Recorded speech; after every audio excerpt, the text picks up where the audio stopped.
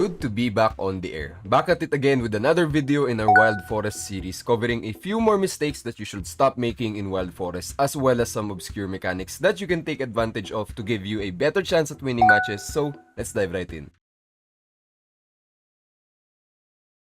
Alright, let's go through a few more mistakes that people are making in Wild Forest, but before that, we have an ongoing giveaway for our 888 member milestone in Dowrick, so check that out in the description below. First mistake that people make is not taking advantage of the day and night cycle in battles. So after every few minutes, the time of day cycles between day and night in Wild Forest matches, and at night fog of war becomes a thing. This is useful because you can move your units unseen. You can be creative with this by positioning your stack of units to pretend that you're going to attack on one side and then suddenly moving them back to an entirely different side once night falls, which will allow you to catch your enemy completely by surprise. Second mistake that people make in Wild Forest is not knowing the interactions and mechanics for capturing territories. Like for example, did you know that by capturing an enemy territory, you can effectively shut down the buildings inside it without even destroying them? For example, a barracks that shut down will not be able to produce units, mines will not generate extra mana, however, towers will still fire on your units. So, how can you take advantage of this? This is why the tactic of sending single units to territories behind enemy lines is a viable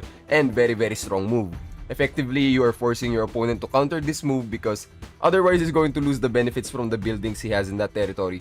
It's almost as if you outright destroy these buildings there. So like I said, very powerful. Additionally, territories that are partly captured but both units being off it will revert back fully to the original owner of the territory. So keep that in mind and allocate your units better. Third mistake that people make in Wild Forest is not getting their 3 wins daily to farm the free battle pass. The sooner that you can unlock your battle pass, the better, because at level 50, the total amount of stuff that you can receive totals to this. Quite sizable, alright?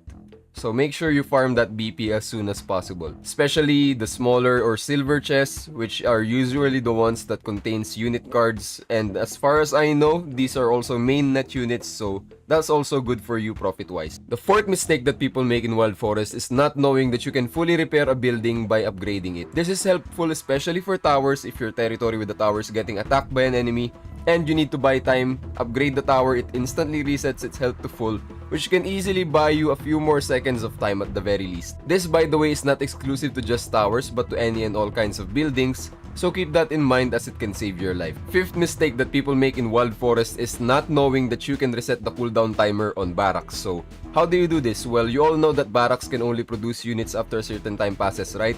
Well, you can actually put out 3 units in a short span of time using just one barracks by resetting the cooldown timer by upgrading it. So how it works is you build the barracks, then create a unit, then as soon as it goes on cooldown, hit the upgrade. Upgrading a barracks takes a fraction of the time it requires to reset the cooldown, and as soon as it's done upgrading, you can put out another unit. You can repeat this up to 3 times since you can upgrade the barracks up to level 3, right? So for best results, you can even make sure to put out the highest level unit that you can if you have enough mana, so you can churn out a tier 1, tier 2, and tier 3 unit in short notice from just one barracks. Sixth mistake that people make in Wild Forest is not knowing that you can lure enemy units by aggroing them. This is useful to break up blobs, for example, or to lure single enemy units to their deaths by pulling them into your towers. So it works when a unit gets attacked or damaged, they run off to engage them, which you can do easily using a cheap range unit like an archer, or even by using a melee unit if you really have to.